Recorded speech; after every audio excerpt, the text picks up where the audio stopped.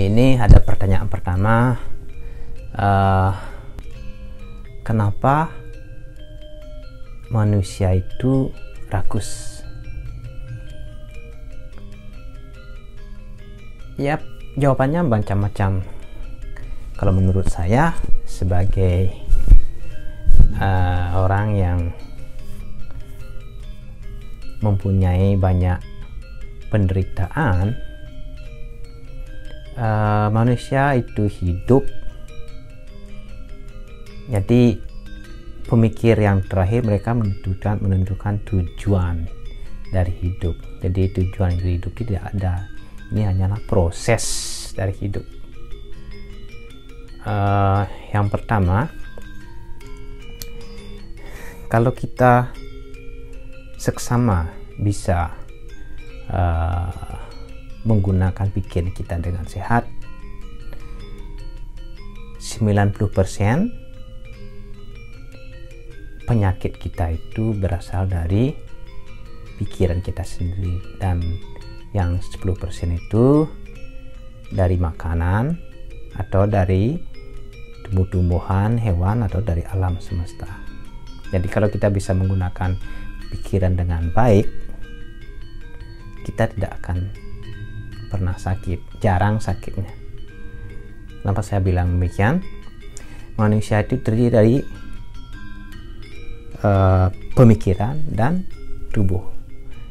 Jadi kalau kita bisa mengarahkan pikiran kita yaitu yang ke positif, manusia itu tetap sehat. Jadi kalau kita stres, ya karena kita pikir kita sendiri, kita yang mengolah pikiran kita. Kita tuh seolah-olah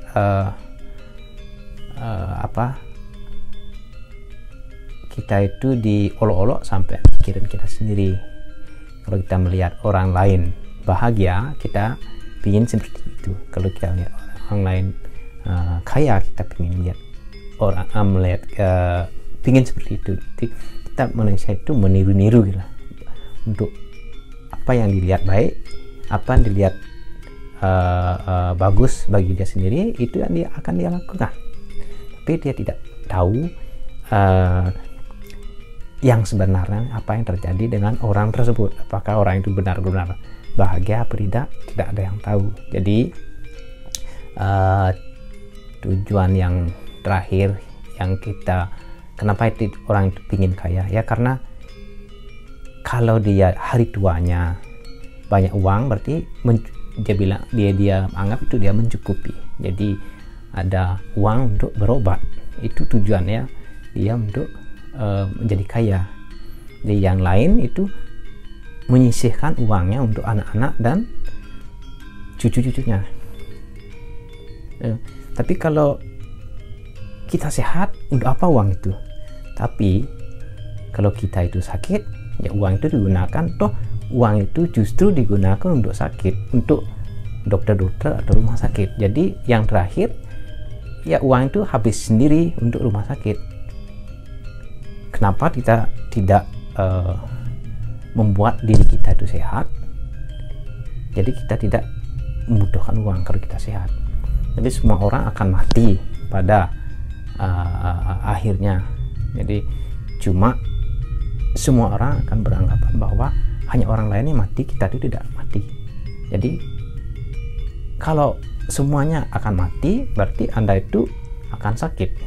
Jadi karena sakit itulah dia membutuhkan uang. Kalau tidak sakit, tidak butuh uang.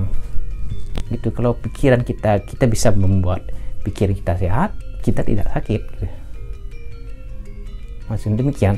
Ini dari teman kita Anto.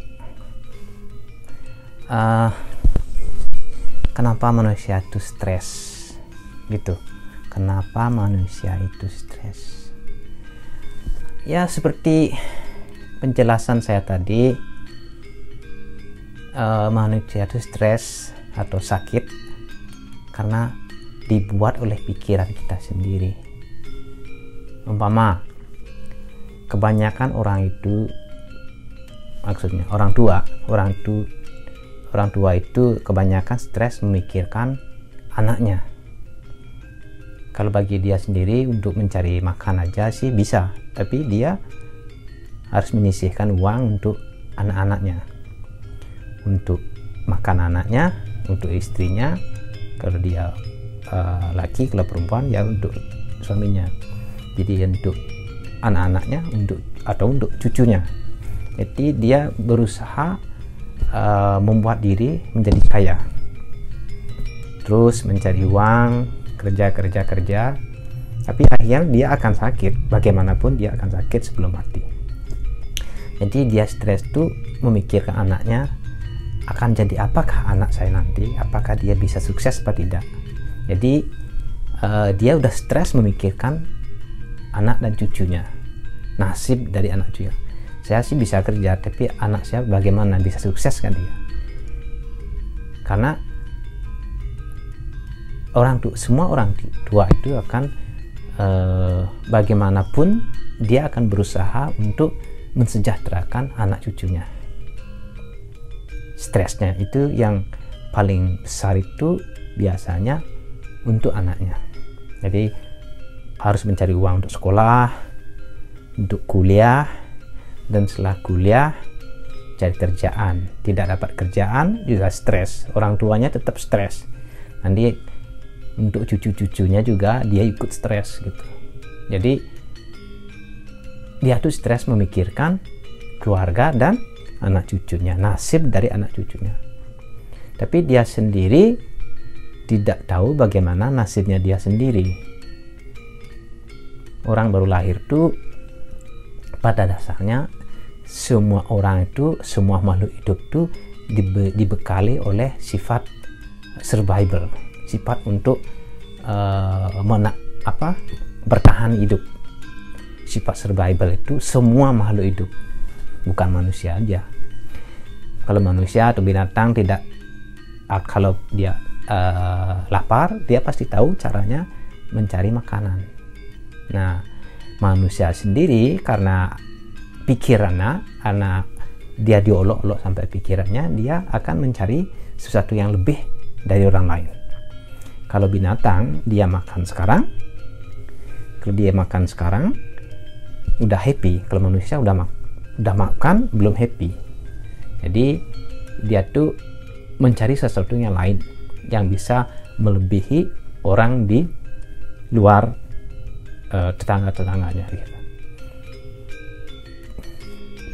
Jadi dia itu berusaha mencari sesuatu yang lebih dari orang lain. Itu yang menyebabkan dia stresnya banyak. Kalau kita bisa seperti binatang, makan cukup, sudah makan, kenyang, bahagia. Itu sifat binatang. Kalau manusia nggak bisa, kan dia harus mencari, pingin yang lebih dari orang lain. Itu yang menyebabkan manusia itu stres. Tapi manusia itu makhluk yang paling rendah dari penyakit. Sedangkan binatang, kalau dia tinggal di alam tanpa atap, dia bisa hidup di luar. Coba kalau manusia pergi ke gunung atau ke hutan-hutan, kalau pas hujan, hanya manusia yang morat-marit mencari tempat berteduh supaya bisa tidur. Kalau binatang biasa dia tidur di alam semesta, dia tidur tanpa atap. Jadi manusia itu nggak bisa tidur di bawah hujan. Gitu, manusia itu sebenarnya paling rendah. Nah, sekarang manusia itu makin lemah, jauh lebih lemah dari binatang. Makanya manusia cepat sakit. Jadi manusia pada dasarnya dia tuh stres memikirkan anak cucunya, bukan dia sendiri. Tapi manusia itu dibekali oleh sifat survival, sifat bertahan hidup. Jadi biarpun kita tidak ada, umpamanya anak kita orang tuanya meninggal, cuma anak aja yang ada. Kalau dia bayi pasti ya matilah. Kalau dia sudah bisa jalan, sudah bisa mencari makanan kayak orang-orang dahulu yang tinggal di hutan-hutan, ya kalau dia lapar ya mencari makan, apapun yang ada dia akan makan. Manusia itu akan tahu, binatang itu akan tahu kalau dia lapar, dia pasti akan memasukkan sesuatu ke mulutnya. gitu. Tapi sekarang manusia stres memikirkan yang lain, bukan makanan. Kalau sifat bertahan hidup sudah dibekali ke semua makhluk. Jadi kalau kita stres memikirkan anak cucu kita,